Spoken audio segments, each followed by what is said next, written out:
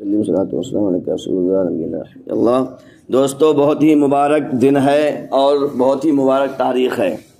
یہ وہ تاریخ ہے جس میں بڑے بڑے اولیاء کرام زمانے کے تاجدار اس تاریخ کو مناتے ہوئے آئے ہیں اور اس سے برکت لیتے ہوئے آئے ہیں۔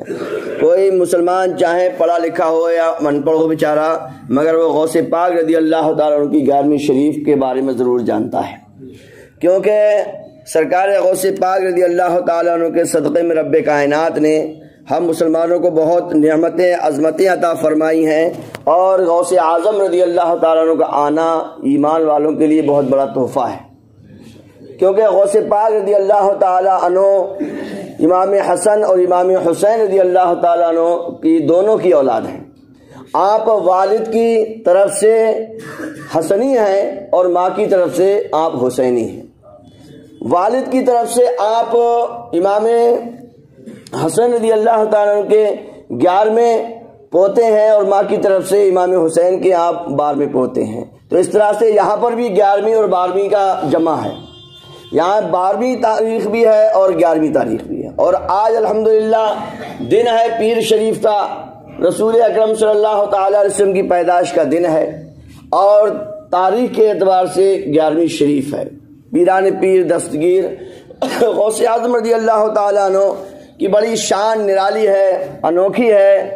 آپ اپنے ماننے والوں کے لیے فرماتے ہیں، جو بھی میرا ماننے والا ہے مجھے جہاں سے بھی پکارے گا میں اس کی وہاں سے مدد فرماؤں گا۔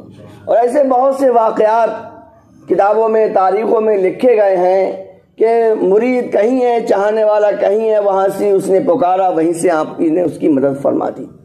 آپ کی جناتوں پر بھی حکومت چلتی تھی، ہواؤں پر حکومت بھی چلتی تھی، آپ کی پرندوں پر بھی حکومت چلتی تھی۔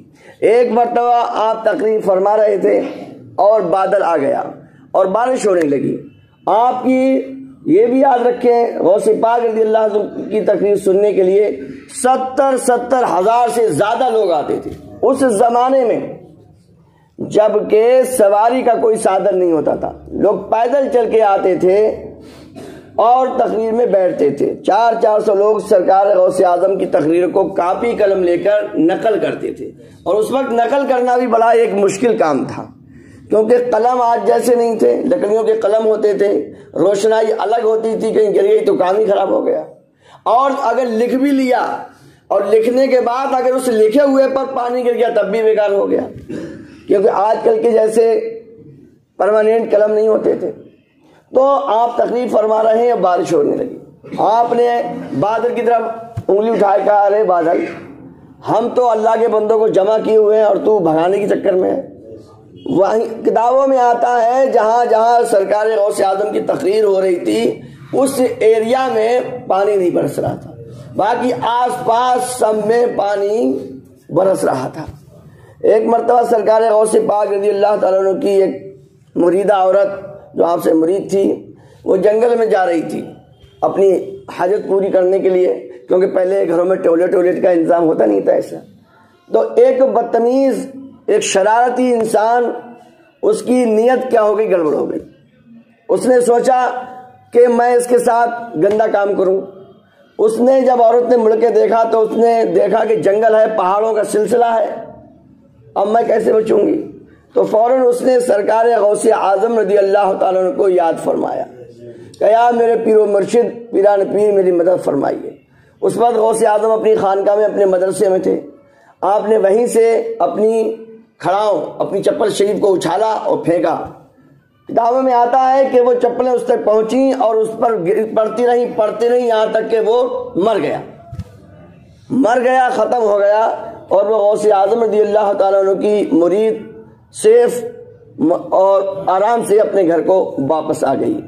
ایک مرتبہ آپ تقریر فرما رہے تھے، کیونکہ آپ تقریر بہت فرماتے تھے، مگر اس سے پہلے آپ ایک زمانہ ایسا تقریر نہیں کرتے تھے۔ حضور اکرم صلی اللہ تعالی وسلم تشریف لائے خواب میں، کہا بیٹے تم تقریر کو نہیں کرتے ہو؟ تو غوث پاک نے عرض کیا، یا رسول اللہ صلی اللہ علیہ وسلم، میں ان لوگوں کے سامنے کیا تقریر کروں گا، یہ تو بڑے بڑے لوگ ہیں، بہت پڑھے لکھے لوگ ہوتے ہیں۔ تو حضور اکرم صلی اللہ علیہ وسلم نے سرکار غوث اعظم کے منہ میں 7 مرتبہ اپنا تھوک شریف ڈالا، 7 مرتبہ۔ پھر ایک مرتبہ حضرت علی رضی اللہ تعالیٰ عنہ خواب آئے کا منہ کھولو، تو حضرت علی نے 6 مرتبہ آپ کے منہ میں اپنا لعاب دہن، اپنا تھوک شریف ڈالا۔ سرکار غوث اعظم نے عرض کیا کہ رسول کریم صلی اللہ علیہ وسلم نے 7 مرتبہ یہ عمل کیا، برکت عطا فرمائی مجھ کو، اور آپ نے 6 مرتبہ عطا فرمائی۔ تو حضرت علی رضی اللہ عنہ نے فرمایا میں نے 6 مرتبہ اس لیے یہ عمل کیا تاکہ حضور کی برابری نہ ہو جائے، حضور کی برابری نہ ہو جائے۔ مولا علی مشکل کشا حیدر کرار ہے، سمجھے کہ نہیں سمجھے؟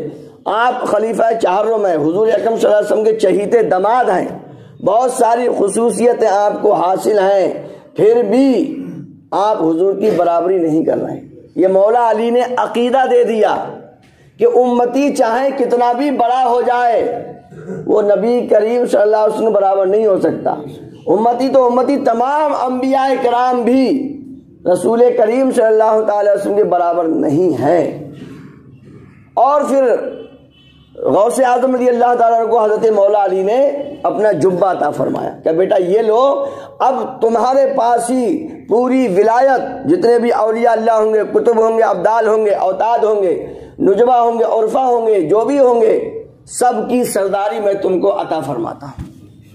تو سرکار غوث اعظم رضی اللہ عنہ کو وہ مولا علی سے جبہ ملا، جو خرقہ ملا، وہ آپ کے پاس ہے، اور آخری زمانے میں حضرت امام مہدی تشریف لائیں گے تو یہ جو عہدہ ہے، یہ جبہ ہے، یہ سب ان کو ملے گا۔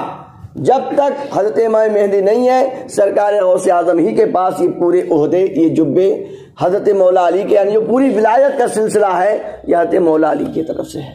حضرت غوث پاک نے فرمایا کہ یہ میرا قدم تمام ولی اللہ کی گردنوں پر ہے، تو تمام اولیاء کرام نے گردن کو جھکا لیا۔ یہ تو اس وقت کی بات ہے جب کہا 200 سال کو آپ پیچھے چلیے۔ حضرت جنید بغدادی رضی اللہ تعالیٰ عنہ غوث اعظم کی پیدائش سے 200 سال پہلے فرماتے ہیں کہ میں آج ہی اپنا سر جھکاتا ہوں، میں ابھی غوث اعظم پیدا نہیں ہوئے، پیدا ہونے میں پورے 200 سال ہیں۔ جنید بغدادی کہتے ہیں میں ابھی سے اپنی گردن جھکا لیتا ہوں۔ مریدوں نے کہا حضرت یہ کہ آپ بیٹھے بیٹھے اچانک بولنے لگے کہ میں اپنی گردن جھکاتا ہوں؟ تو آپ نے حضرت جنید بغدادی فرمایا 200 سال کے بعد حضور اکرم صلی اللہ علیہ وسلم کی اولاد میں ایک ایسا بچہ پیدا ہوگا جس کا بڑا مقام ہوگا، بڑا مرتبہ ہوگا، اور وہ منبر سے یہ اعلان کرے گا کہ میرا یہ قدم تمام اولیاء کرام کی گردن پر ہے۔ اس وقت وہ کہے گا تمام اولیاء کرام گردن کو جھکائیں گے، میں ابھی جھکاتا ہوں، میں اپنی گردن کو ابھی جھکاتا ہوں، اور ان کے قدم کو میں ابھی کہتا ہوں تم ابھی میرا اوپر قدم رکھ دو۔ تو یہ غوث اعظم کا مقام و مرتبہ ہے۔ تمام اولیاء کرام یہی فرماتے ہیں کہ ہم ان کا مرتبہ و مقام بیان نہیں کر سکتے، تو ہمیں بھی چاہیے کہ ہم ان کے نقش قدم پہ چلیں۔ سرکار غوث اعظم رضی اللہ عنہ فرماتے ہیں، اصل ان کے فرمان کا مفہوم ہے کہ اصل جو بندے کا جو مومن ہے وہ یہ ہے کہ اس کی تنہائی پاک ہو۔ کیا چیز؟ اس کی تنہائی پاک ہو، اس کی خلوت میں جو ہو وہ پرہیزگاری ہونا چاہیے۔ سرکار غوث اعظم فرماتے ہیں کیونکہ میں تمہارے سامنے بڑا اچھا بن جاؤں گا، تم میرے سامنے اچھے بن جاؤ گے۔ تم تو کہو امام صاحب دیکھ رہے ہیں، امام کہے گا کہ مقتدی دیکھ رہے ہیں۔ تنہائی میں جب کوئی نہیں دیکھ رہا ہو دنیا داری میں سے، اس وقت نیک بننا یہ اصل مسلمان ہونا ہے، یہ اصل ایمانداری ہے۔ یہ سرکار غوث پاک رضی اللہ عنہ فرماتے ہیں۔ اور ایک قول ہے، فرماتے ہیں کہ تم اپنی نسبت کو حضور اکرم صلی اللہ علیہ وسلم کے ساتھ صحیح کر لو۔ کہتے ہیں کہ جو حضور صلی اللہ علیہ وسلم کی اتباع نہیں کرتا، حضور کے افعال، حضور کے کردار کو اپناتا نہیں ہے، تو پھر وہ یہ کہے کہ میں حضور کا امتی ہوں، یہ کہنا اسے فائدہ نہیں دے گا۔ اصل کیا چیز ہے؟ امتی کا مطلب ہے حضور کی باتوں پر، حضور کے افعال پر، حضور کے کردار پر، حضور کی سنتوں پہ عمل کرو۔ خالی بغیر عمل کے ہم کہتے ہیں حضور کے امتی ہیں، یہ ہم کو کوئی فائدہ نہیں دے گا۔ یہ سرکار غوث اعظم فرماتے ہیں، اور فرماتے ہیں کل حضور کا پڑوس اسی کو ملے گا جو حضور کی اتباع پر پیروی کرتا ہے، حضور کو فالو کرتا ہے، حضور کی باتوں کو مانتا ہے۔ تو ہمیں اصل 11ویں یہی ہے کہ ہم سرکار غوث اعظم نے جو فرمایا ہے، جو کیا ہے، اس پہ عمل کر۔ پیدا ہوتے ہی صاحب شریعت پر عمل شروع کر دیا ہے، پیدا ہوتے ہی روزہ رکھ لیا آپ نے، یہ شریعت کا آپ کے اندر پیدا ہوئے نہیں ہے ماں کے پیٹ میں کہ قرآن پاک پڑھنا شروع کر دیا۔ یہ واقعہ آپ نے بار بار پڑھا، سنا ہے، پڑھا ہے کہ جب سرکار غوث اعظم پہلے مدرسے میں گئے تو آپ نے 15 پارے سنا دیے۔ بھائی صاحب، غوث اعظم میں محبت یہی ہے، قرآن پاک سیکھو، اپنے بچوں کو قرآن پاک سکھاؤ، اپنی نسلوں کو قرآن پاک سکھاؤ۔